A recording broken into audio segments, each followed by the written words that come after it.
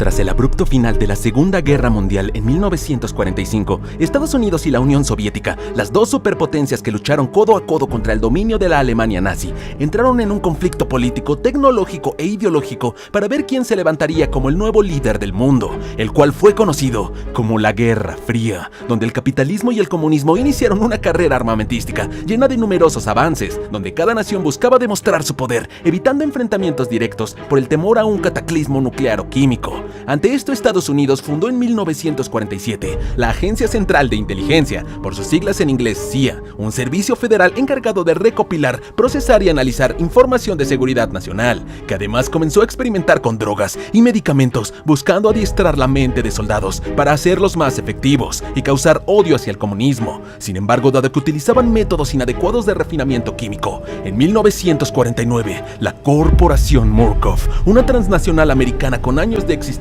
decidió negociar con el gobierno para sintetizar adecuadamente estos medicamentos experimentales a través de su departamento, Murkoff Pharmaceuticals, volviéndose parte de las operaciones de la CIA y consiguiendo con ello un importante financiamiento e inmunidad política para sus operaciones ilegales. Sin embargo, a inicios de los 50, la agencia comenzó a sospechar que los soviéticos estaban experimentando de igual forma con control mental en prisioneros americanos en la guerra de Corea, por lo que el gobierno presionó aún más a Murkoff para conseguir resultados eficientes, lo que les obligó a iniciar una larga operación de investigación de los métodos utilizados por la URSS, además de otros experimentos despiadados, donde científicos de la Alemania nazi, reclutados por Estados Unidos, sometían a los pacientes a tortura, manipulación y drogas experimentales. A pesar de los rumores y las teorías de estos hechos que se esparcían en la población de boca a boca, Murkoff continuó operando con total impunidad y autorización gubernamental, mientras que los ciudadanos renuentes a la empresa solo eran tratados como conspiranoicos o comunistas,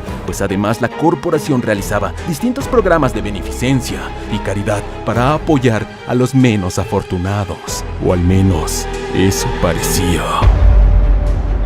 Una noche del año 1956, en las desoladas calles llenas de alimañas, un misterioso cartel del Centro de Alcance de Caridad de la Corporación Murkoff es despegado de un poste por el fuerte viento, llegando a la caja donde dormía un hombre sin hogar, quien descubre sobre este programa que invitaba a personas vulnerables y en situación de calle, de cualquier sexo, religión o raza, a encontrar un propósito y ser voluntarios a la ciencia para mejorar sus vidas, ya que el mundo se los debía. Así que, intrigado y con pocas opciones a causa del frío y la maldita hambre, el chico decide no dejar pasar esta preciada oportunidad, acudiendo a un centro de voluntariado, donde él junto a todos los vagabundos son secuestrados y llevados por hombres de Murkoff en un camión con bolsas en las cabezas, mientras eran brutalmente golpeados ante cualquier resistencia. Tras quedar inconsciente, nuestro asustado chico despierta atado a una silla en una sala de preparación, rodeado de cuerpos mutilados y sangre, como una horrible película de terror. Desesperado y confundido, el ahora denominado como reactivo por los científicos es obligado a ver una grabación donde el misterioso doctor Hendrik Jollet Easterman afirma ser el líder del proyecto Ley 2, donde él atravesaría por una serie de experimentos y pruebas para convertirse en una mejor y nueva persona. Con lo que, tras retirar unas gafas de visión nocturna fijadas al cráneo del cuerpo mutilado, uno de los científicos le revela al reactivo que habían recolectado toda su información pública, privada, así como sus pertenencias, ya que él no tenía importancia para nadie en el mundo allá afuera. Por algo había sido escogido. Así que, sin otra explicación, y dado que no podía firmar en papel, el reactivo es obligado a asentir con la cabeza para aceptar la recopilación de sus registros y convertirse en el nuevo voluntario de Murkoff. No había por qué tener miedo, pues solo así él podría renacer.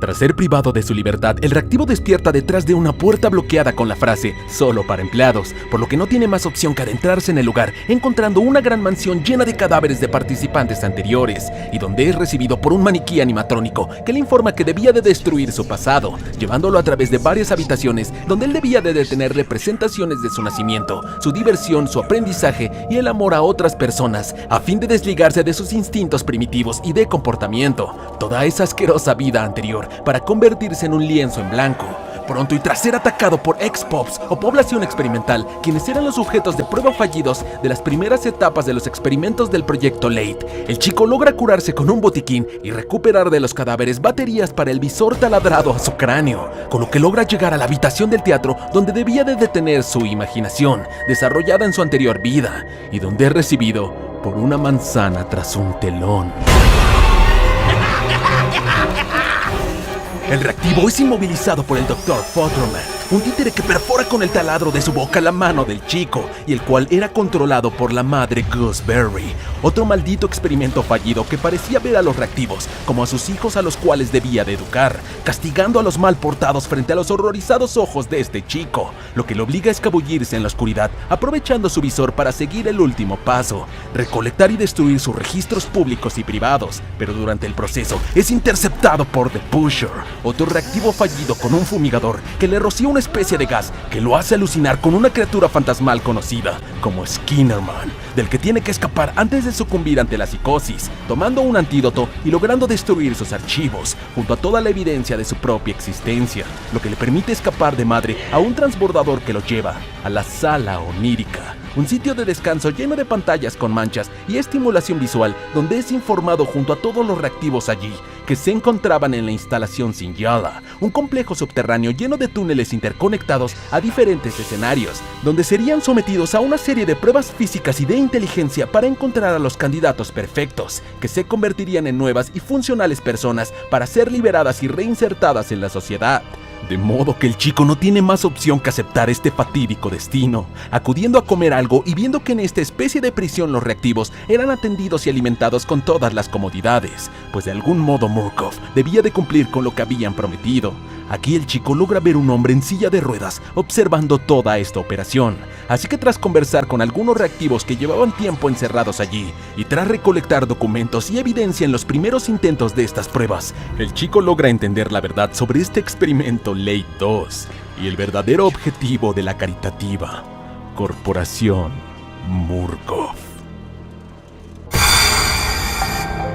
En pleno apogeo de la Guerra Fría, cuando la CIA y el gobierno americano presionaron a la corporación para superar a los comunistas en los experimentos de lavado cerebral, Murkoff decidió reclutar a Hendrik Joliet Easterman, un especialista en la mente humana quien había perdido a su hermano luego de que él se suicidara tras volver de la Guerra del Golfo, por lo que él aceptó ser enviado de encubierto a estudiar a los rasos liberados por la China comunista, quienes al estar completamente rotos alucinaban con un ser llamado Skinnerman cuando eran cuestionados por los métodos de sus captores. Pronto la investigación de Easterman sobre la estimulación visual en el comportamiento humano llevó a científicos como el Dr. Rudolf Wernicke, quien experimentaba con terapias de sueño en pacientes del hospital psiquiátrico Mount Massive bajo la administración de Murkoff, a lograr importantes avances en proyectos como su motor morfogénico. Las investigaciones en conjunto pronto dieron las pautas del proyecto MK Ultra, destinado a identificar y desarrollar nuevas sustancias y procedimientos para utilizarlos en interrogatorios y torturas, con el fin de debilitar a un individuo y forzarlo a confesar a partir de técnicas de control mental.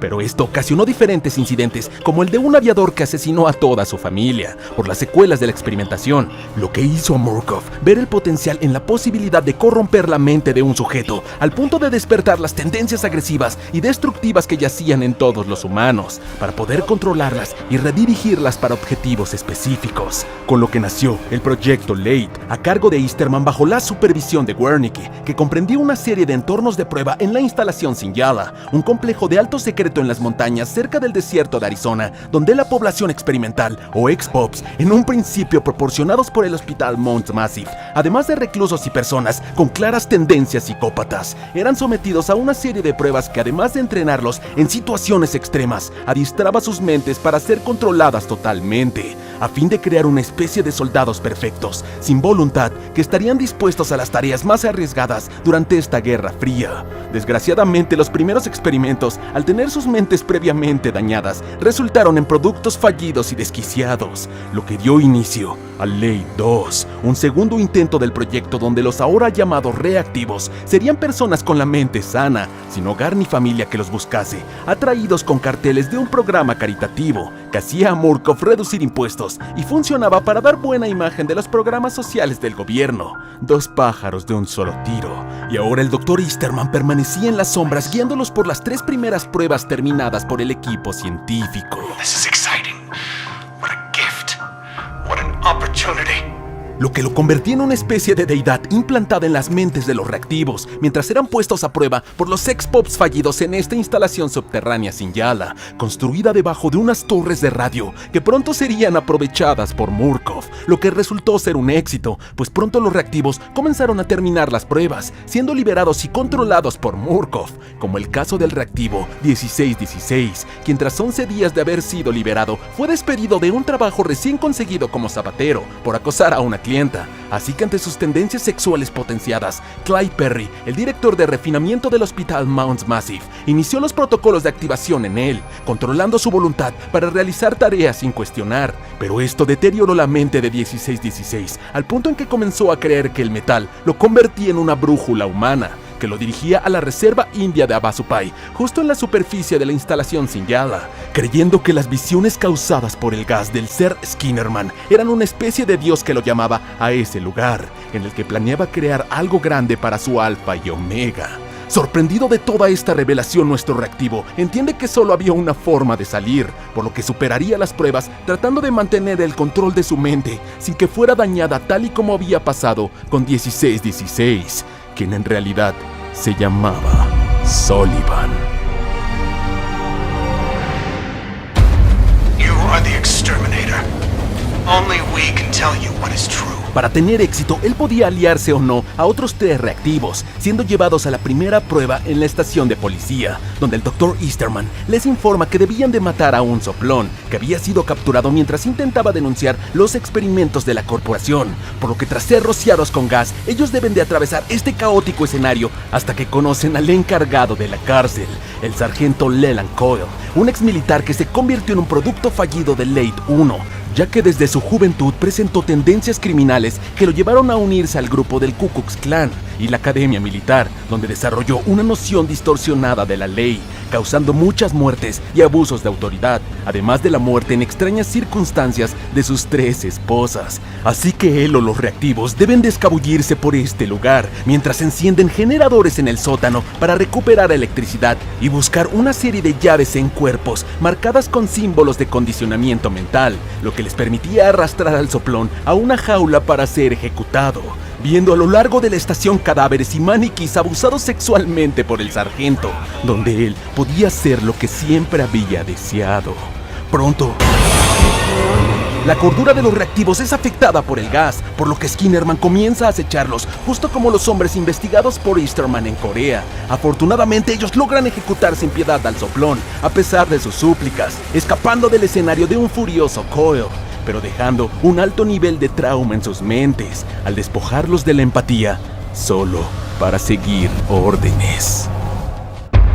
The fundamentals take experience, and that is my gift to you. La segunda prueba era en el parque de diversiones, donde Easterman les informa que debían de castigar a niños que se estaban portando muy mal, protegidos por Madre Gooseberry, quien fue otro experimento fallido tras haber sido la hija de un dentista y la presentadora de un programa de televisión, donde educaba a los niños con sus títeres. Desgraciadamente, ella desarrolló un trastorno de identidad disociativo cuando su padre, el Dr. Futterman, murió, por lo que ella creó a este títere con un taladro como una personalidad alterna mucho más agresiva, que comenzó a fomentar con su programa el consumo de sus gotas dentales en los niños, haciéndolos adictos a una especie de droga e incitándolos a tener conductas inmorales como hurto, asalto e incluso el asesinato, por lo que la policía allanó su consultorio y estudios, encontrándose con lo que los policías afirmaron fue una maldita carnicería. Ante esto y al tener poder sobre ella, Murkoff la sometió a duros experimentos dermatológicos y físicos,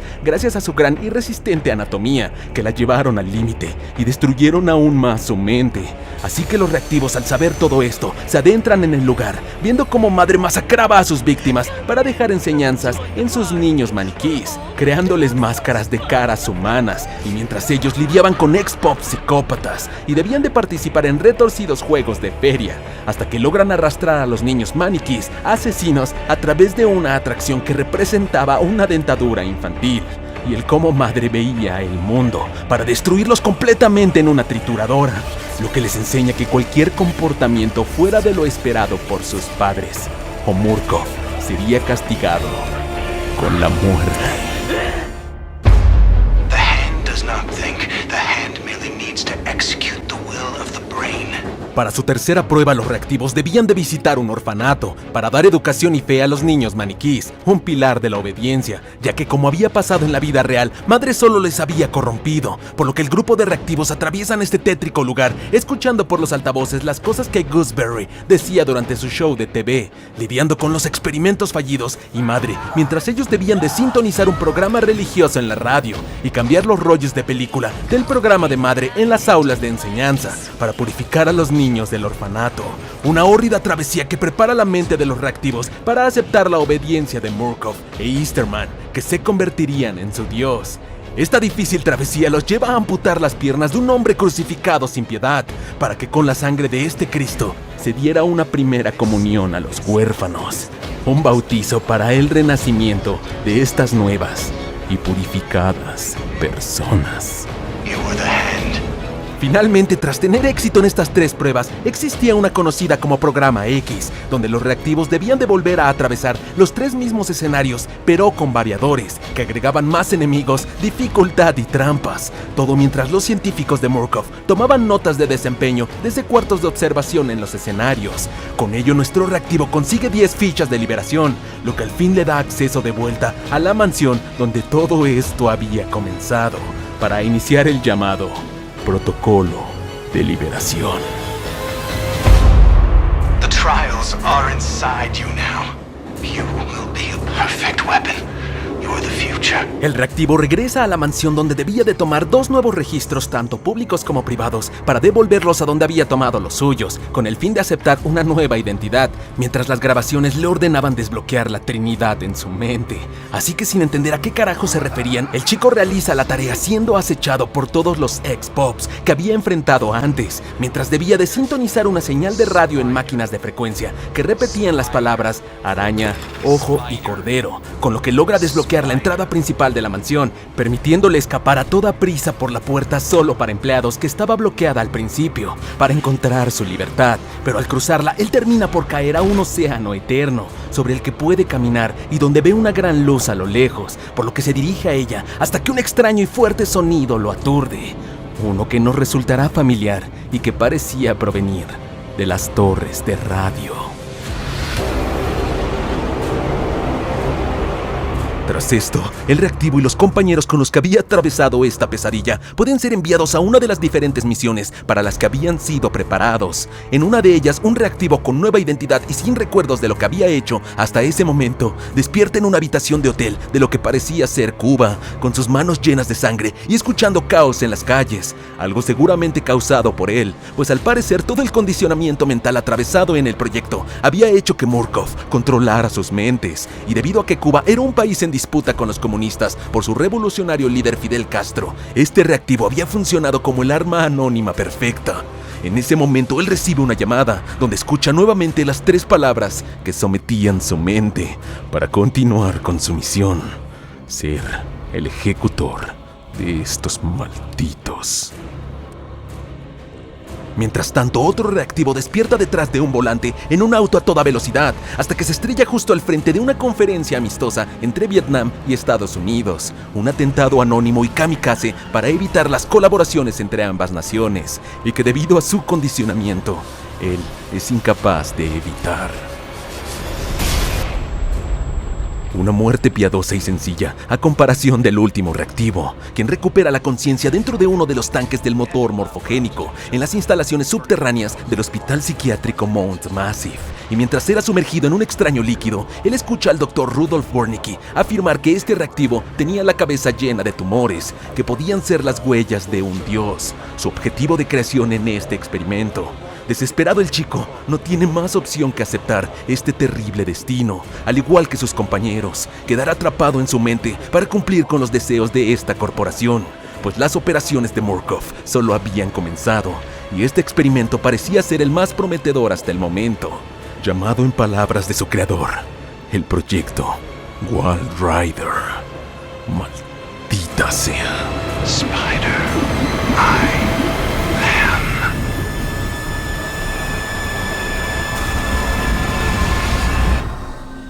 am. Miles Upshur es un extrovertido periodista de Denver, la ciudad más poblada del estado de Colorado, que anteriormente había sido despedido como resultado de publicar material inaceptable sobre la situación en Afganistán. Un día en el año 2013, tras volver de su trabajo actual, de la nada recibe un correo de una fuente anónima que le aseguraba que en un hospital psiquiátrico al sur del estado estaban haciendo extraños experimentos con los pacientes desde que la corporación Murkoff la había comprado hace algunos años. Así que en busca de una buena exclusiva y con el fin de pasar desapercibido, Miles decide ir de noche en su automóvil todoterreno hacia el sitio. El Hospital Psiquiátrico de Mount Massive, el cual había cerrado sus puertas en 1971, entre escándalo y secretismo gubernamental. Sin embargo, según su investigación, la compañía Sistemas Psiquiátricos Murkoff había abierto nuevamente las puertas del recinto en el año 2009. Algo muy extraño, ya que esta corporación tenía un gran historial de rentabilidad disfrazada de caridad, pero nunca en suelo estadounidense. Así que con el objetivo de acabar con esto y descubrir las verdaderas intenciones de esta corporación, Miles llega finalmente, encontrando la entrada aparentemente abandonada y sin vigilancia. Así que él toma sus notas, algunas baterías y su videocámara para grabarlo todo, entrando y observando el lugar muy vacío, lo que le causa incomodidad y preocupación, ya que no parecía haber ningún vigilante o personal alguno en este hospital. Además, la lúgubre fachada de la estructura le causa escalofríos. Algo no andaba bien. Sin embargo, el periodista decidido intenta ingresar encontrándose con numerosos camiones del ejército aparcados allí y con la puerta principal del recinto cerrada, por lo que él se ve obligado a escalar a una de las ventanas a través de varios andamios localizados en un lateral del edificio. Extrañamente, al ingresar, el foco de la habitación se funde, por lo que él tiene que utilizar la visión nocturna de su cámara a fin de ver mientras graba a detalle toda la evidencia de esta travesía. Mientras avanza a través de los pasillos siguientes, él se encuentra con manchas de sangre y signos de violencia, por lo que deduciendo qué es lo que le esperaba más adelante, él decide avanzar, pues la verdad sobre la corporación debía de ser revelada. Así que al atravesar por un ducto de ventilación y bajar, Miles ve que solo tiene un camino disponible: la librería, disponiéndose a entrar. De pronto un cuerpo colgado sorprende su camino, por lo que esforzándose por mantener su postura, él decide adentrarse en esta oscura habitación, grabando horrorizado el lugar lleno de cadáveres masacrados de los guardias y agentes de la división táctica de Murkoff. Una traumatizante y terrorífica escena. De pronto se encuentra con un sobreviviente empalado que, a punto de morir, lo insta a escapar del edificio, escondiéndose de los malditos pacientes, dándole instrucciones para desbloquear las puertas principales del asilo para salir. Así que, inseguro de sí mismo, el reportero avanza intentando atravesar una barricada. Little pig.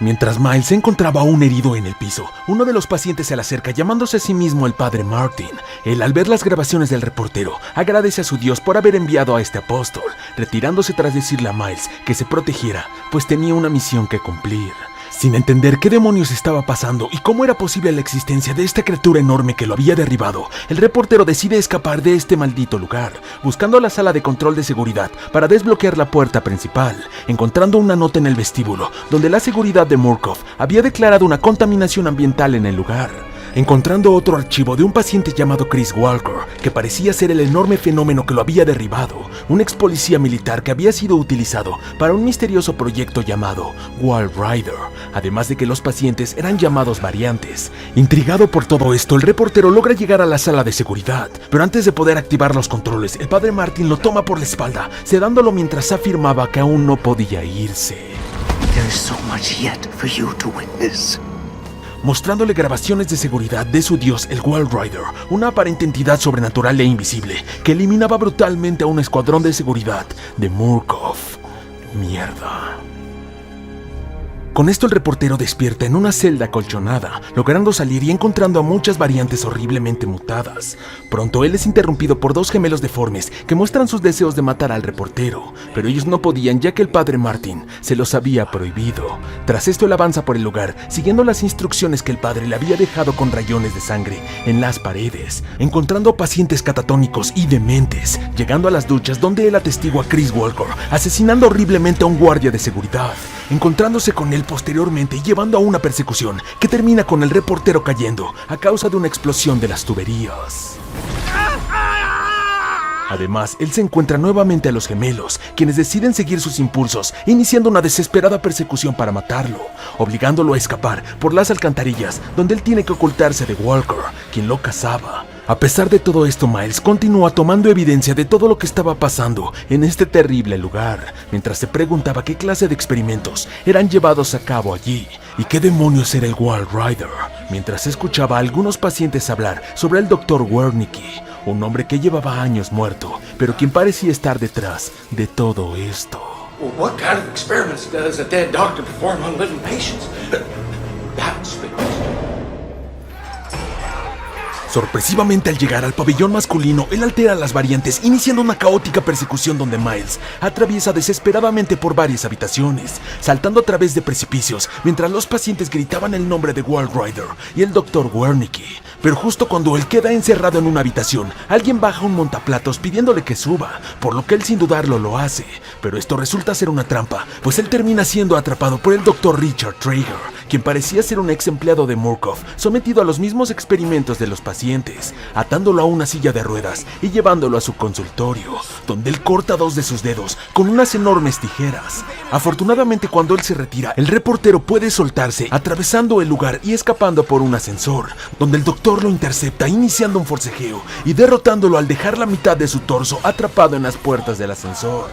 Con esto, Miles se encuentra nuevamente con el padre Martin, quien agradece de verle con vida y le pide encontrarse con él en el exterior del manicomio. Sin embargo, al salir, la tormenta arrecia y el chico puede ver el contorno de una figura humanoide que se desvanece y lo acecha. Por lo que, entendiendo que esto era el llamado Walrider, el chico se horroriza, escabulléndose y llegando al pabellón femenino. Allí, él ve al padre sobre una cornisa, quien le explica que pronto todo esto tendría sentido. Sin entender sus dementes afirmaciones bíblicas, el chico decide subir por otro camino que le indica el padre, pues no había camino directo hacia él, avanzando por este lugar que parecía tener muchos más signos de deterioro, pues cuando Murkoff había aperturado el asilo nuevamente, solo lo había hecho para hombres. Lamentablemente, en su camino, el piso donde él se encontraba se derrumba debajo de sus pies, por lo que su cámara cae rompiendo su lente, y al bajar a recuperarla, él es atacado por más variantes y los gemelos. Afortunadamente, tras una terrorífica persecución en la oscuridad, Upshot logra llegar a la capilla para reunirse finalmente con el padre Martin,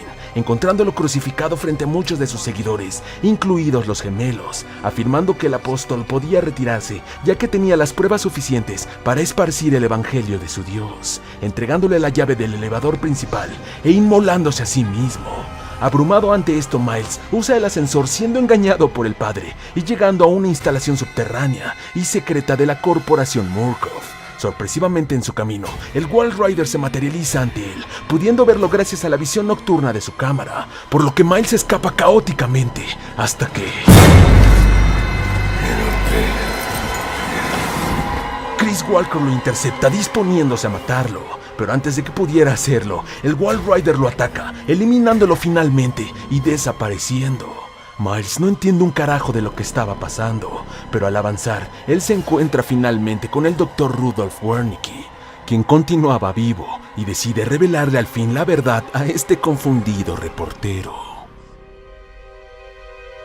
El hospital psiquiátrico de Mount Massive había cerrado en 1971 a causa de que el gobierno había realizado el proyecto MK Ultra con los pacientes, reclutando científicos de la Alemania nazi para experimentar con el control mental, entre los que se encontraba el Dr. Wernicke, quien había cofundado la corporación Murkoff con Alan Turing, con principal interés en la nanotecnología. La muerte de Wernicke había sido montada para dirigir esta empresa llena de macabros experimentos, como el proyecto Walrider, que en realidad no era un ente sobrenatural, sino un conjunto de nanobots creados originalmente para la Alemania nazi y los cuales eran controlados por Billy Hope, el único paciente que había logrado sobrevivir al motor morfogénico, una máquina creada por la corporación para controlar a estos enjambres a través de estados de sueño lúcidos, por lo que ellos habían perdido el control del asilo cuando Billy se había revelado. Además, las variantes, como ellos se referían a los pacientes, eran el resultado de la exposición a sesiones de terapia diseñadas para inducir estados mentales extremos para ser candidatos para este motor, desarrollando las deformidades y capacidades psicosomáticas de todos los pacientes de Mount Massive.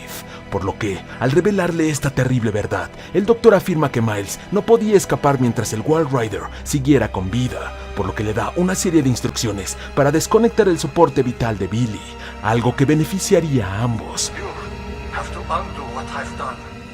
Por lo que el reportero no tiene más opción que hacerlo, dejando que Billy Hope, un niño sin problemas mentales que había sido vendido por su madre a la corporación Murkoff, se ahogara en su propia sangre.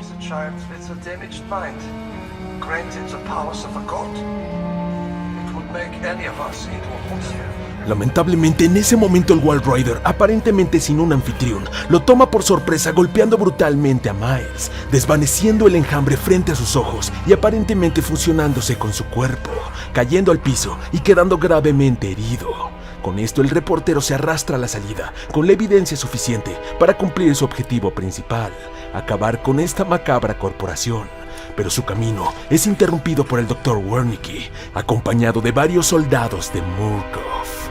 ¡Maldita sea! Gott im Himmel. You have become the host. Jesus God, what is that thing?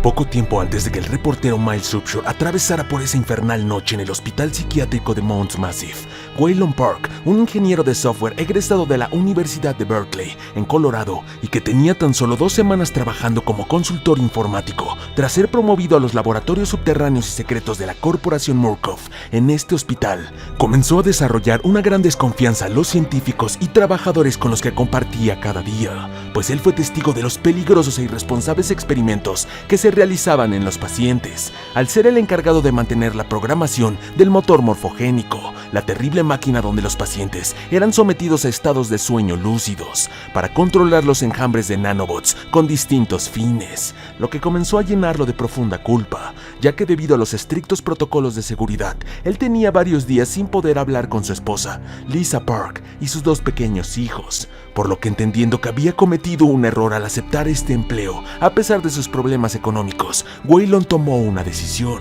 enviando un correo electrónico anónimo al periodista independiente Miles Subshore, un investigador famoso por revelar algunos detalles delicados del gobierno en la guerra de Vietnam, detallándole los inhumanos experimentos de Murkoff para que todos los responsables fueran encerrados. Sin embargo, mientras él utilizaba una laptop de la empresa desde una sala de servidores, utilizando distintos cortafuegos para no ser descubierto, Park es encontrado por uno de sus compañeros, pues había ocurrido un error con el motor morfogénico, por lo que lleno de miedo e inseguridad, Park acude al lugar resolviendo el problema con la máquina, pero atestiguando cómo el paciente Eddie Gluskin era llevado al lugar en contra de su voluntad, hasta que logra liberarse corriendo hacia el cristal enfrente del ingeniero y solicitando su ayuda. Lamentablemente él es inmovilizado e ingresado en la máquina, mientras el horrorizado empleado la hacía funcionar, observando por las cámaras cómo Eddie se convertía lentamente en una variante. El resultado fallido al ser expuesto a esta máquina, lo que causaba horribles deformidades psicosomáticas, hasta que él es enviado de vuelta a su oficina, pues su trabajo allí había terminado. Sorpresivamente, al volver a los servidores, él se encuentra con Jeremy Blair, el vicepresidente ejecutivo de Murkoff y su supervisor, quien había descubierto que era un soplón, por lo que los guardias comienzan a golpearlo, mientras Jeremy le informaba que agradecía sumamente que él se hubiera ofrecido como voluntario para participar en el proyecto Walrider y el motor morfogénico. Maldita sea. Maybe you could administer Mr. Park here a light anesthetic. Gladly.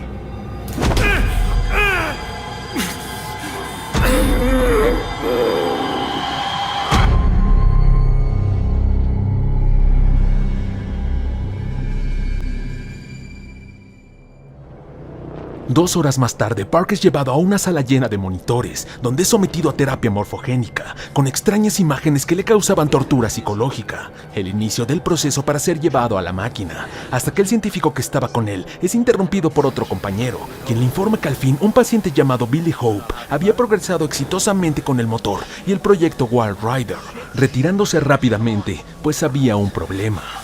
Tiempo más tarde Park despierta, ya que sus ataduras mecánicas habían sido abiertas, incorporándose con dificultad y sufriendo secuelas de la tortura, viendo cómo el paciente de al lado era tomado por una fuerza invisible, justo antes de que las luces de todo el complejo se apagaran. Así que Park toma la cámara que se encontraba en su sala para poder ver con la visión nocturna, descubriendo los restos de los demás pacientes en las otras salas, hasta que una variante llega liberando al ingeniero. Durante el tiempo que él había sido torturado, no solo Miles Upshur había recibido el correo y conducía en dirección a Mount Massive para documentarlo todo, sino que el Walrider al fin había despertado bajo el control de Billy Hope, rebelándose contra los trabajadores de Murkoff y causando un total caos, que había sido aprovechado por las variantes para escapar del confinamiento, tomando las instalaciones y masacrando a todo el personal, por lo que Park se ve obligado a avanzar con cuidado, usando su cámara para ocultarse del Walrider y de algunas variantes agresivas, por lo que él se ve obligado a avanzar por los ductos de ventilación,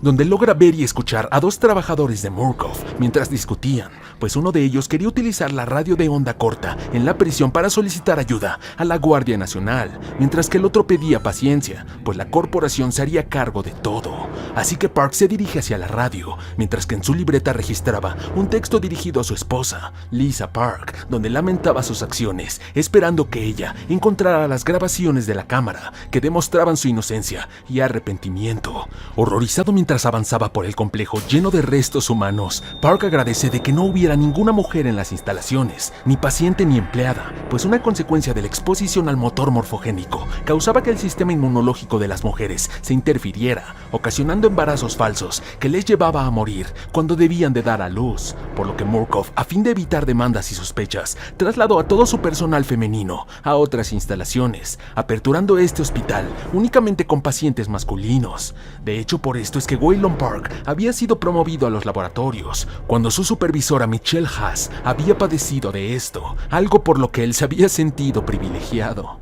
Afortunadamente Park es identificado como un paciente por otras variantes, lo que le permite escabullirse entre los psicóticos, mientras los veía masacrando a sus anteriores compañeros. Tras esto Park se encuentra con Frank Manera, una variante que se hacía llamar el cocinero, quien estaba comiéndose a un empleado en la cafetería, exigiéndole al ingeniero que se alejara, por lo que sin dudarlo el asqueado Park se retira. Hasta que él es emboscado por el cocinero en el crematorio, ingresándole en un horno gigante para que fuera cocinado. Afortunadamente le encuentra un agujero que logra abrir con desesperación, derribando los ladrillos restantes, escapando desesperadamente y evitándolo desde las sombras. Una perturbadora experiencia donde Park encuentra distintos documentos que detallaban cómo Jeremy Blair, el vicepresidente, había contactado a la familia del ingeniero, informándoles que sería tratado por la corporación a causa de una enfermedad mental que él había padecido, una maldita mentira para deshacerse de él. Con esto y tras varias persecuciones, Park logra llegar al exterior, en el área de recreación que se encontraba cubierta de niebla, documentando todo a su paso, hasta que él se encuentra con los gemelos, las variantes misteriosas y psicópatas que comienzan a perseguirlo. Afortunadamente el informático logra llegar a una de las torres de control, encontrando la radio, pero al intentar utilizarla, Park es golpeado por Jeremy Blair, quien destruye el equipo para evitar cualquier intervención de las autoridades, intentando asfixiarlo. Do me a favor and die here, Park. Tras ser dejado allí por Jeremy, quien había escuchado extraños ruidos, Park se reincorpora viendo finalmente al responsable del ruido.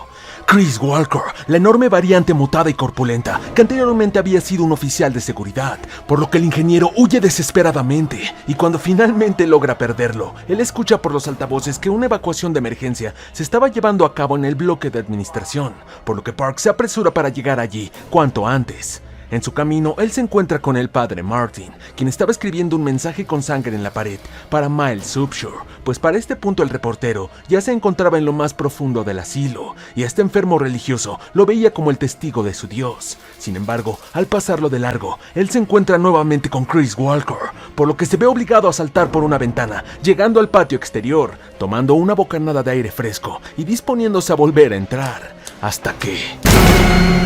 un interno cae frente a sus ojos saltando desde la torre, haciendo pensar a Park que este podría ser un camino fácil, pero debía de redimir sus acciones exponiendo a Murkoff, por lo que decide continuar. Sin embargo, al intentar saltar al edificio de la torre, la plataforma se rompe, haciéndolo caer al depósito del bloque de formación profesional, atravesando el techo y continuando con gran dificultad por este oscuro lugar, hasta que un paciente lo detiene advirtiéndole que serían entregados al novio, por lo que sin entender a qué carajo se refería, Park continúa adentrándose hasta que se encuentra con el cuerpo de un hombre, imitando o parodiando el momento del nacimiento. Por lo que horrorizado el informático intenta continuar por una puerta cerrada. Viendo a Eddie Gluskin, el novio, quien buscaba crear una esposa perfecta para sí mismo, llevando a cabo todos estos crímenes contra la naturaleza. El hombre que Park había visto ser convertido en una variante en el motor morfogénico. Por lo que mientras él se oculta, logra ver un perturbador vestido de novia, hasta que el maníaco lo encuentra, iniciando una frenética persecución, donde desesperado de evadirlo, Park salta a una escalera de mano en un ascensor, la cual se rompe, haciéndolo caer y lastimando severamente su pierna. Por lo que al no poder correr por el inmenso dolor, él se oculta en un casillero, siendo atrapado por Eddie, quien lo rocía con un gas para dejarlo inconsciente. Mierda. 12 horas más tarde, Park despierta solo para ver al novio trabajando para crear a su mujer perfecta, con los pacientes y trabajadores desafortunados que habían sido capturados por él, por lo que al volver a desmayarse, Park es atado a una mesa. Afortunadamente, antes de que él perdiera su entrepierna, un paciente golpea a Eddie abalanzándose sobre él, lo que es aprovechado por el ingeniero para soltarse y escapar, siendo perseguido por el maníaco novio. Park, a pesar del fuerte dolor en su pierna, se esfuerza para salir con vida, no viendo más opción que saltar por una ventana de vuelta al patio, mientras Eddie le reclamaba desde lo alto. Go! You and the rest of these ungrateful sluts! Con su pierna aún más lastimada, Park encuentra el pabellón masculino cerrado, el camino que dirigía al bloque de administración, por lo que tras explorar un poco, él encuentra la llave en lo que parecía ser un cuerpo vestido de una novia, y al tomarla, Eddie aparece detrás de él, intentando asesinarlo al sentirse abandonado por su amada. Park se las arregla para escapar, abriendo el pabellón y llegando al gimnasio, hasta que es capturado por el lastimado Eddie, quien comienza a colgarlo junto con el resto de los cuerpos de sus novias. Afortunadamente, esto ocasiona que una viga de madera se rompa, provocando un cambio de fuerza que es aprovechado por el ingeniero para hacer subir rápidamente al maldito, empalándolo en un tubo de metal, rodeado de todas sus amadas víctimas. We could have been beautiful. Tras esta jodida pesadilla, Park avanza por el lugar viendo por una ventana cómo la capilla del hospital ardía en llamas, lo que revelaba que después de que el padre Martin se inmolara a sí mismo, el fuego se había extendido por todo el lugar. Y más adelante, él logra ver a un escuadrón de la división táctica de Murkoff, quienes examinaban el cadáver de Richard Traeger, después de su enfrentamiento con Miles Upshur en el ascensor, por lo que el informático logra atravesar tranquilamente el bloque de administración, llegando al vestíbulo tras tantos horrores, mientras escuchaba disparos y llamados de refuerzos al sótano. Pero al llegar a las puertas, Park se encuentra con Jeremy Blair, herido, quien le solicita ayuda para poder escapar juntos de este infierno. Sin embargo, el maldito se abalanza sobre Park, apuñalándolo en el pecho, asegurando que nadie fuera de Murkoff debía de saber lo que había pasado allí. Afortunadamente, cuando él iba a rematarlo, aparece el Wild Rider, esta vez controlado por Miles Upshur, asesinando brutalmente al maldito ejecutivo de esta empresa. Por lo que, con lo poco que le quedaba de fuerza, el malherido ingeniero se tambalea fuera de este hospital, mientras el sol salía de nuevo sobre su rostro, llegando al auto de Miles y encendiéndolo, mientras veía al Wild Rider del periodista a lo lejos, al parecer permitiéndole escapar para que hiciera lo que él no pudo: contar la verdad al mundo. Tiempo más tarde, Park se encontraba nuevamente frente a una laptop, con el video de su cámara a punto de ser subido a la red. Entonces Simon Peacock, un misterioso extrabajador de Murkoff que estaba asociado con una organización de periodistas independientes y un sitio web de filtración de medios, le pregunta si estaba seguro de lo que iba a hacer, pues al filtrar esto, él y sus seres queridos se convertirían en un objetivo de la corporación Murkoff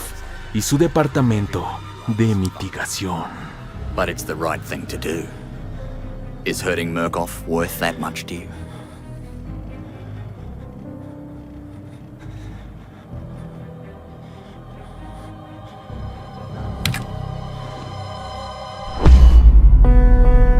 Una tranquila tarde a las afueras de las oficinas del FBI en Detroit, Michigan, un hombre es dejado caóticamente por un taxi, tambaleándose a la entrada mientras dejaba rastros de dinero y sangre. Ante el grito de las personas, el oficial del recinto le apunta con un arma ordenándole que levantara las manos, pues el hombre extrañamente insistía en sostenerse la cara, pero al ser obligado y al retirar una tela llena de sangre de su rostro, él revela su herida facial, dejando caer su ojo derecho de su cuenca.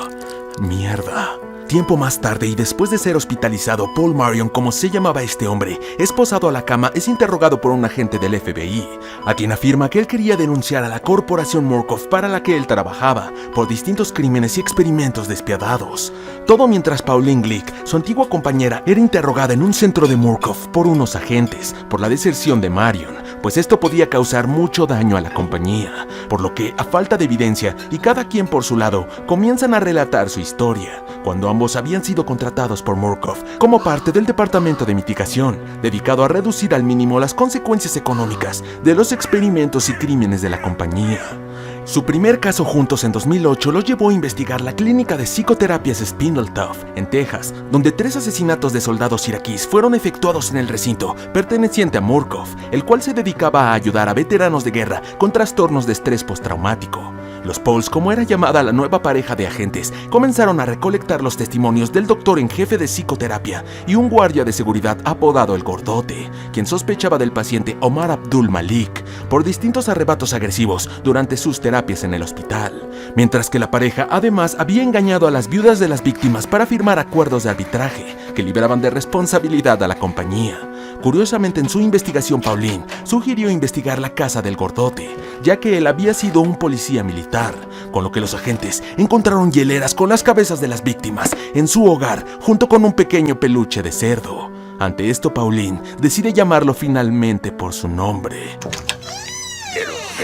Chris Walker, el enorme sujeto, llega a casa sosteniendo la cabeza del doctor de psicoterapia, llevando a un brutal enfrentamiento con los agentes, que culmina gracias a que la agente logra emboscarlo con su vehículo, pues era una maldita bestia. Por lo que tras este incidente los agentes tomaron las hieleras colocándolas en el departamento de Omar Abdul Malik para inculparlo gracias a sus pocas conexiones con la empresa. Así que Paul Marion, lamentándose, le revela al oficial del FBI que había aceptado este trabajo por los productos farmacéuticos y las terapias genéticas de Murkoff, que habían dado un tratamiento experimental pero funcional para su hija Alice, quien padecía de una extraña enfermedad sanguínea que había tomado la vida de su esposa. Murkoff sabía cómo controlar a su gente. Por su lado, Pauline revela que tras ese día, Chris Walker fue llevado a Mons Massive para ser candidato al motor morfogénico, el asilo psiquiátrico que recientemente había sido un dolor de cabeza para la compañía, remontándose ahora al año 2012, cuando los Pauls habían sido enviados al asilo a investigar una queja anónima, hecha por correo electrónico por la falta de seguridad del personal, afirmando que para ese momento Paul Marion aún no sabía que él era también un objetivo de Murkoff.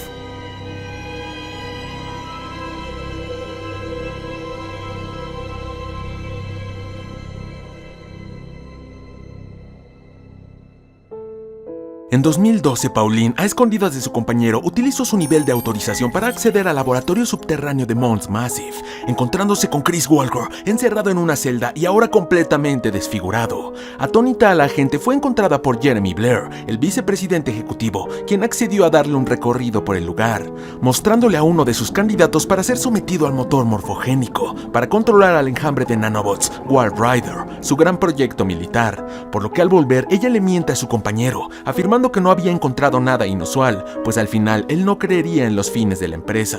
Pronto su investigación los dirige con Michelle Haas, la especialista en informática embarazada, para ver quién había enviado ese correo, pero a falta de opciones, ella decide enviarlos con Richard Traeger, su jefe y el encargado de desarrollo de negocios, ya que él había hecho recortes presupuestarios a la seguridad, pero al cuestionarlo y al ver que evadía el tema, Pauline decide invitarlo a cenar para obtener información, lo que lleva a que el maldito de Traeger drogara a la gente con una bebida en su apartamento, por lo que ella, al darse cuenta, obliga a Richard a tomar todo su vaso, noqueándolo y consumiendo cocaína del apartamento para resistir y contactar a su compañero Paul, Ante este intento de agresión, los agentes regresan con Michelle, quien acepta revelarles que ella había enviado el correo de denuncia, pues su embarazo había sido por un abuso de Traeger del mismo modo. Así que Pauline prepara una indemnización para comprar el silencio de la chica, liquidándola para que su empleado Waylon Park fuera ascendido a los laboratorios en Mount Massive para cubrir su puesto. Sorpresivamente, en ese momento Traeger irrumpe en la habitación apuñalando a Michelle en el estómago con unas tijeras. En medio del forcejeo, Pauline logra golpear la cabeza de este cerdo contra una trituradora de papel, ocasionando que su cabello fuera arrancado brutalmente.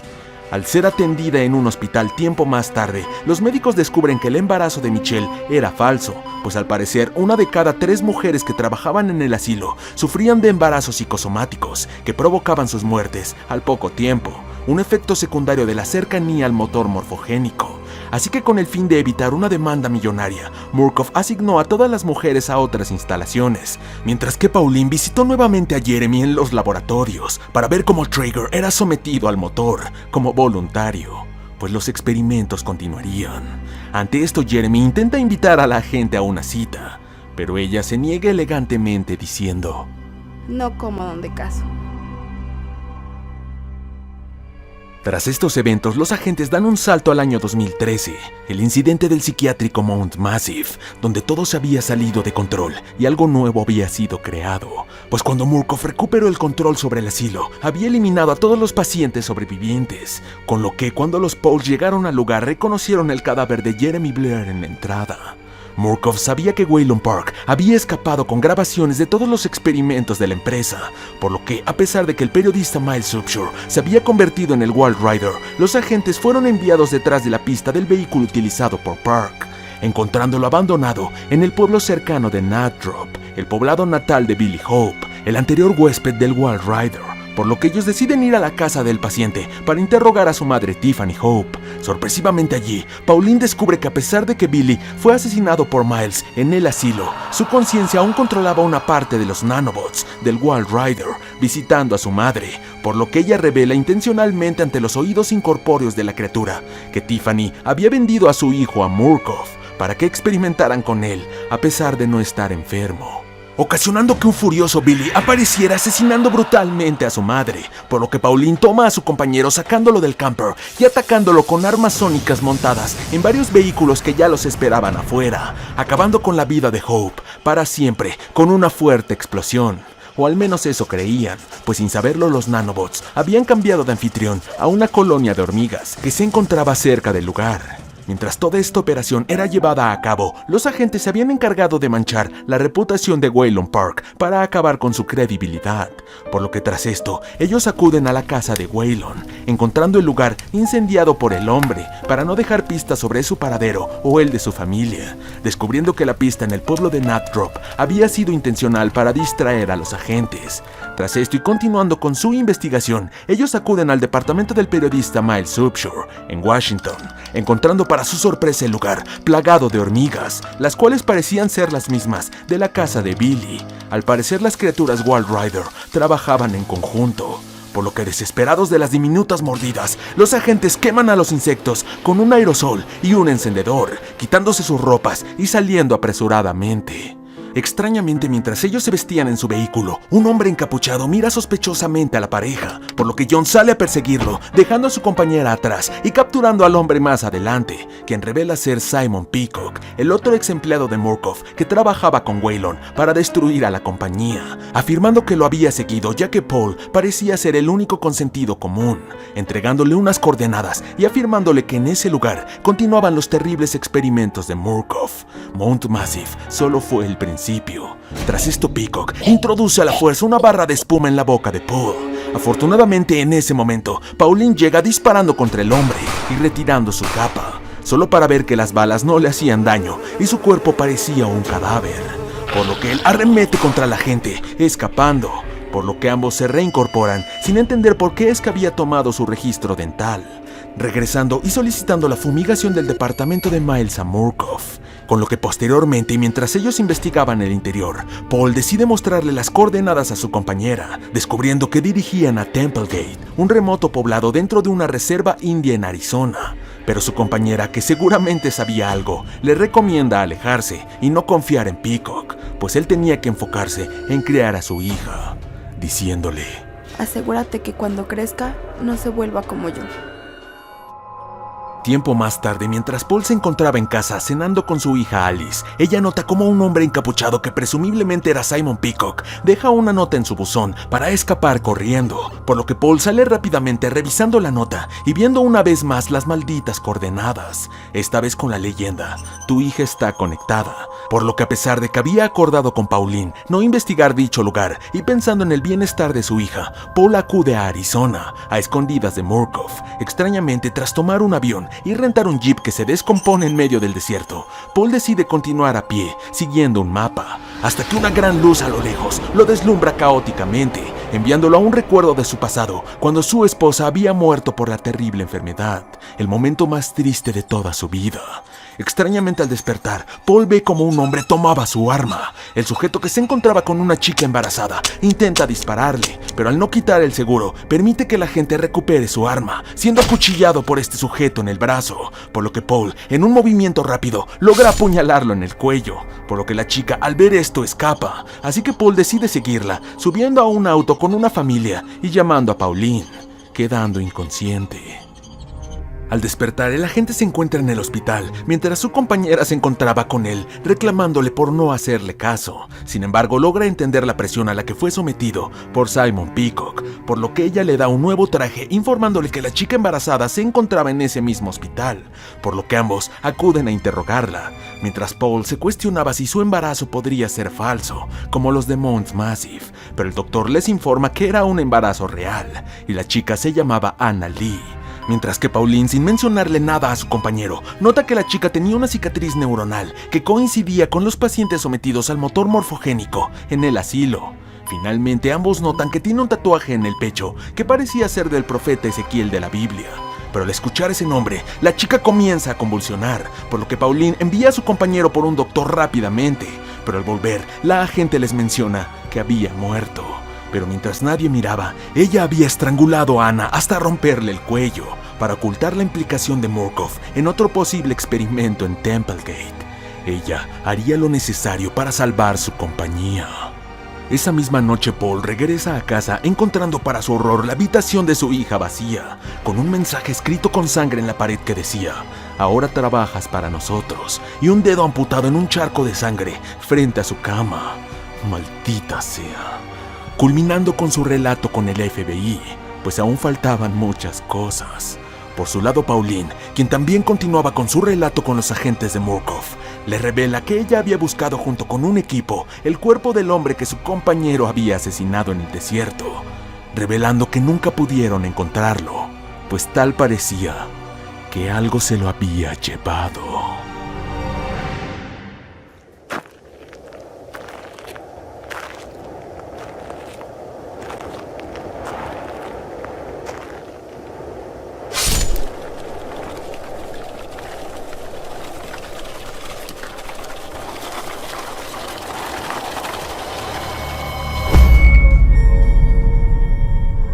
En el año 2013, una mujer embarazada llamada Anna Lee fue encontrada a las afueras de una reserva india en el estado de Arizona. La chica, que se encontraba en un estado deplorable, fue atendida en un hospital local hasta que fue encontrada con el cuello roto luego de la visita de unos agentes de Murkoff. Estas extrañas circunstancias, así como las inconsistencias del informe policial que indicaban que ella misma se había estrangulado, atrajeron la atención de Lynn Lengerman, una ambiciosa periodista de investigación de newstomorrow.com, un sitio web de noticias, por lo que ella solicitó la ayuda de su esposo, Blake Lengerman, su camarógrafo, para ir a investigar, rentando un helicóptero para sobrevolar la zona, debido a que este lugar desértico parecía inaccesible para vehículos terrestres. Sorpresivamente, mientras ellos grababan una presentación para el reportaje, son interrumpidos por un gran estruendo en el horizonte, una gran luz blanca que hace que el helicóptero pierda el control, derribándolo caóticamente. Mierda. Al parecer, Blake queda inconsciente por el impacto, despertando en lo que parecía ser su secundaria, un colegio católico al que él había asistido junto a su esposa cuando eran niños. Aquí Blake ve cómo el casillero de Jessica Gray se abre, una antigua compañera suya. Extrañamente, al avanzar por el pasillo, él ve a uno de sus ex profesores, el padre Ludermich, pero al intentar alcanzarlo, Blake ve a Jessica detrás de él mientras una ola enorme de sangre lo cubre, haciéndolo despertar en un risco, donde él recupera su cámara y ve el helicóptero en llamas, hasta que se encuentra con el cadáver del piloto degollado atado a un árbol. Por lo que horrorizado el esposo avanza en búsqueda de Lynn, encontrándose con un extraño pueblo donde él intenta pedir ayuda. Pero los pueblerinos se alejan de él, observándolo extrañamente desde las sombras. Afortunadamente, gracias a notas esparcidas por las cabañas, él descubre que este pueblo se llamaba Templegate, la reserva india de la que hablaba el informe de Anna Lee. Pero pronto Blake encuentra una catacomba con una cruz llena de cadáveres, saliendo asustado solo para ver a una mujer detrás de una puerta con claras mutaciones llamada Marta, la cual promete matarlo por mandato de su dios. Por lo que, entendiendo que este era un lugar hostil, Blake se escabulle de los pueblerinos avanzando por el desierto, hasta que...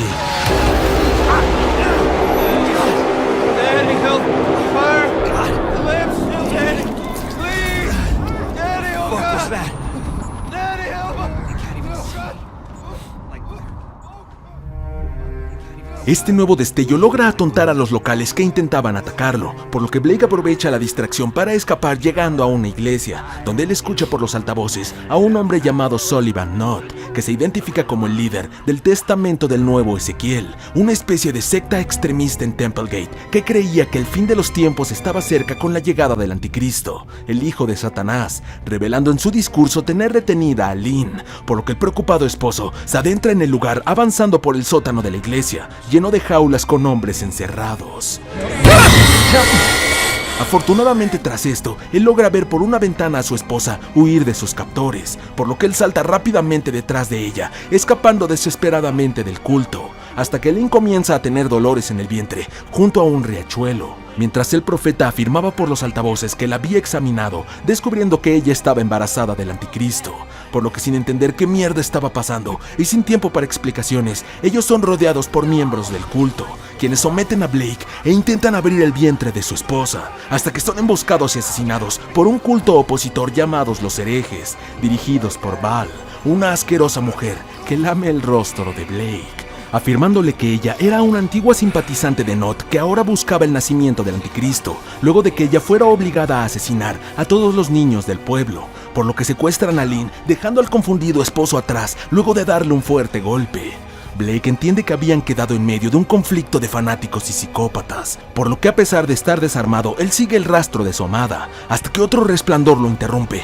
enviándolo a otra visión de la escuela, donde esta vez logra entrar en el salón de música, encontrando una nota de suicidio en el pizarrón escrita por Jessica, lo que causa recuerdos en el camarógrafo que él se niega a retener, pues al parecer esta niña se había suicidado dentro de la escuela, culpando a Blake por no amarla. Extrañamente, él intenta grabar esta visión con su cámara, descubriendo que la grabación solo había capturado estática, y al parecer el símbolo de la corporación Murkoff, la misteriosa compañía de origen alemán que había formado parte de muchas teorías conspiranoicas en la Guerra Fría. Pero sin encontrar explicación, Blake termina por caer de un risco en la realidad gracias a su visión, lastimándose severamente. Afortunadamente, con esto, él es encontrado por Ethan, un aldeano que lo ayuda llevándolo a su casa, mientras le revelaba que él estaba en contra del culto de Knott, pues solo era un depravado sexual que había violado a la mayoría de las mujeres del pueblo, esparciendo enfermedades venéreas, justificándose con la llegada del Anticristo para matar a todas las que resultaban embarazadas. Por ello es que él había ayudado a su hija a escapar de Templegate, revelando con esto ser el padre de Anna Lee, por lo que Blake no tiene más opciones que mentirle al pobre hombre, afirmando que su hija se encontraba bien en un hospital, para no romperle el corazón, por lo que Ethan finalmente le ofrece un refugio debajo de su casa, para que él pudiera dormir y recuperar el aliento.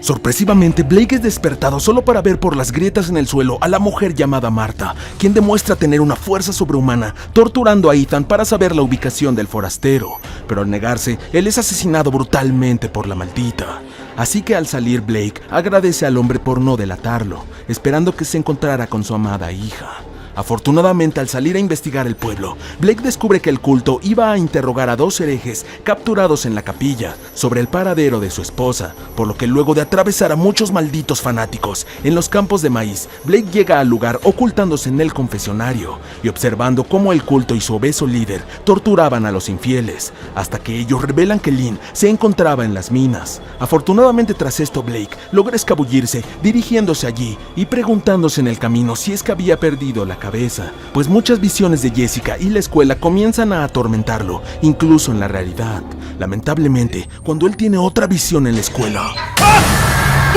una enorme criatura demoníaca desnuda y con múltiples manos saliendo de su espalda lo sorprende, comenzando a acecharlo por toda la institución. Sin entender qué mierda estaba pasando, Blake logra volver a la realidad cruzando por los restos de un puente, hasta que es atacado por langostas que lo hacen caer. Otra señal bíblica de la cercanía del apocalipsis. Pero con esto él llega a un poblado apartado en el bosque, donde es capturado por los agostados, un grupo de hombres enfermos y fieles al culto, que habían sido apartados de Templegate debido a sus enfermedades venéreas sin tratar, y los cuales eran dirigidos por Laird Byron, un enano con las piernas amputadas que montaba a Nick Tremblay, un robusto hombre con fuerza sobrehumana, pues ellos habían sido engañados por la religión creyendo que un supuesto mesías agostado, que ellos creían era Blake, llegaría para limpiarlos de todos sus pecados, al crucificarlo y comerse su carne, por lo que él es clavado a una cruz, quedando inconsciente a causa del terrible dolor. Maldita sea. Con esto Blake despierta saliendo dolorosamente, recuperando su cámara y escapando de los malditos deformes, hasta que ellos, hartos de la mala dirección de Byron, lo tiran desde un barranco a su muerte. Pero con esto Blake logra continuar con su camino a las minas, donde tras toda esta maldita pesadilla nauseabunda, el esposo llega a una plataforma donde encuentra notas que le revelan al fin la terrible verdad.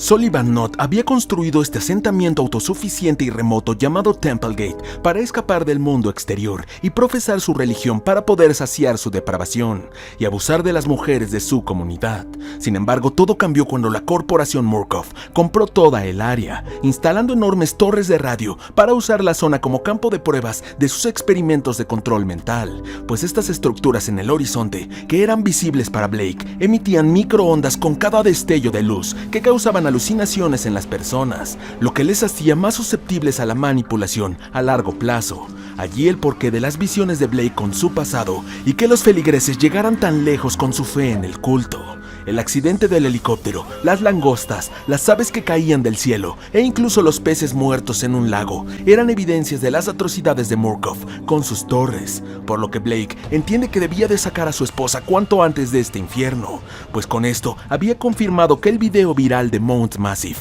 publicado por Wayland Park, era real. Sorpresivamente, en ese momento, comienza a llover sangre en toda la zona, algo que se sentía tan real para Blake, que, a pesar de saber la verdad, aún tenía sus dudas sobre el apocalipsis. ¿Y quién no dudaría? Afortunadamente, a pesar de todas estas visiones y persecuciones de la criatura en su escuela y de Marta en Templegate, Blake llega a las minas donde encuentra a Lynn colgada frente a una sangrienta orgía de los herejes, quienes celebraban el futuro nacimiento del anticristo, hasta que él es emboscado por Val, quien intenta abusar de él. Pero en ese momento Blake es llevado al fin a un recuerdo de lo que había pasado con Jessica, pues un día cuando ellos eran niños se quedaron hasta tarde en la escuela, al no ser recogidos por sus padres. Pero mientras ellos se dirigían a la salida para esperar a los padres de Blake, fueron sorprendidos por el padre Ludermich, quien comenzó a regañarlos, hasta que él le ordenó a Blake que se fuera para que Jessica rezara con él.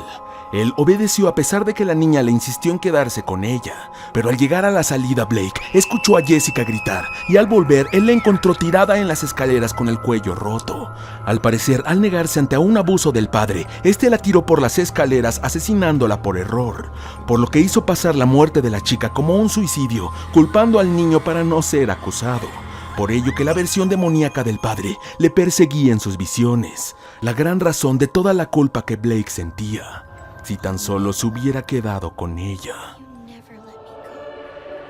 Al despertar de esta revelación, Blake descubre que el testamento había masacrado a los herejes, por lo que él aprovecha el caos para salir rápidamente, encontrándose a Lynn sorpresivamente a punto de dar a luz en tan solo un día, Sin entender qué demonios estaba pasando, él lleva a su esposa atravesando una tormenta de arena y siendo perseguidos por Marta, hasta que una gran cruz es lanzada por el viento, atravesando a la maldita y asesinándola justo antes de que ella atacara a la pareja, por lo que juntos logran llegar a la capilla, donde Lynn comienza a parir a una pequeña niña, al parecer con el cordón umbilical cortado y sin proyectar una sombra.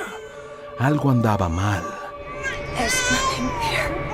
Su esposa muere por pérdida de sangre y Blake cae inconsciente.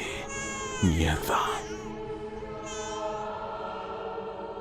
Mientras la fuerte tormenta azotaba Templegate a las afueras, Nott obliga a todos sus fieles a tomar veneno para llegar al paraíso y evitar el apocalipsis, dirigiéndose al terminar a la iglesia y encontrándose finalmente con Blake, quien al despertar ve que Nott no entendía por qué su Dios se mantenía callado a pesar de todo lo que había hecho por fe, por lo que él decide acabar con su sufrimiento. Blake sale con su hija imaginaria en brazos, solo para poder ver a todos los muertos, hasta que una gran luz que parecía ser el mismo sol se agranda en el horizonte, acabando con todo a su paso.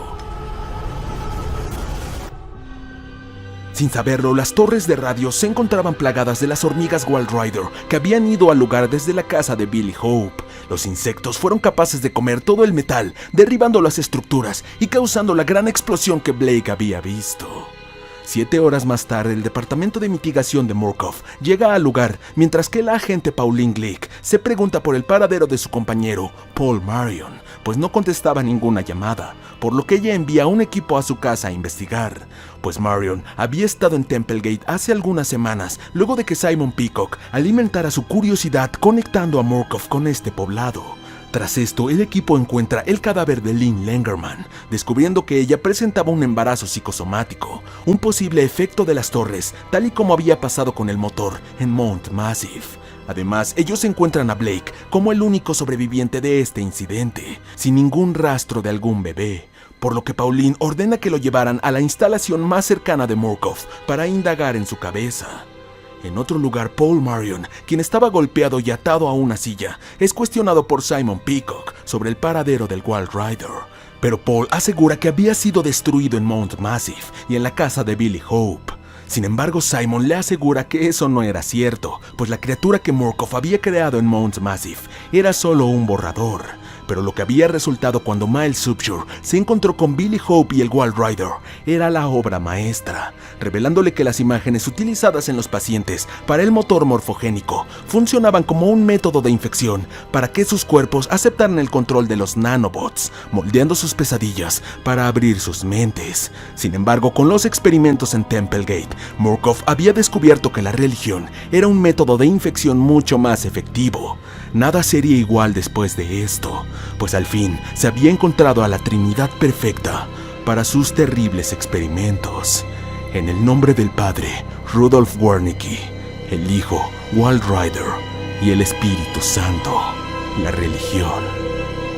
Watchful Savior, wash away all I've been wrong today.